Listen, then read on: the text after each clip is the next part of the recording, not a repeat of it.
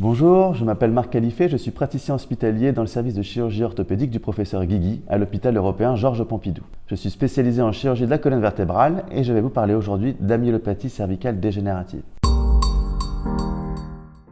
Comme son nom l'indique, il s'agit d'une pathologie dégénérative, c'est-à-dire secondaire à des remaniements arthrosiques. Cette arthrose va progressivement rétrécir le diamètre du canal où passe la moelle épinière et en provoquer la compression. L'évolution de cette pathologie est généralement lente, mais elle peut être aggravée de façon brutale en cas de traumatisme cervical. En cas de traumatisme cervical, il peut y avoir une décompensation brutale à l'origine d'un tableau de tétraplégie, ce qui veut dire une paralysie des 4 membres.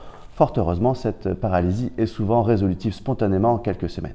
Les principaux symptômes de la myopathie cervicale dégénérative peuvent être très variés et associer des fourmillements au niveau des doigts, une perte de la dextérité pour la motricité fine des doigts, des lâchages d'objets, des troubles de la marche et de l'équilibre. Dans les formes les plus sévères, on peut également retrouver des troubles vésico-sphinctériens et des pertes de force ou de sensibilité au niveau des membres.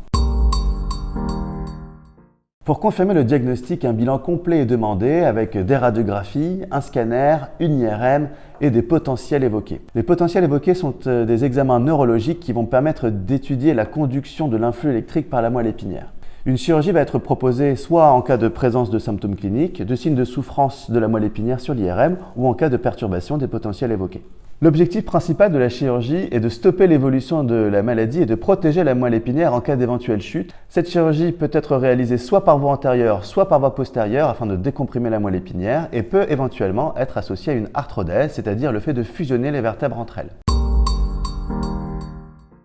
Le premier levé du patient se fait le jour même ou le lendemain de l'intervention et un collier cervical mousse est porté pendant 3 à 6 semaines en fonction de l'intervention qui a été réalisée. L'hospitalisation est très courte, de l'ordre de 2 à 3 jours maximum.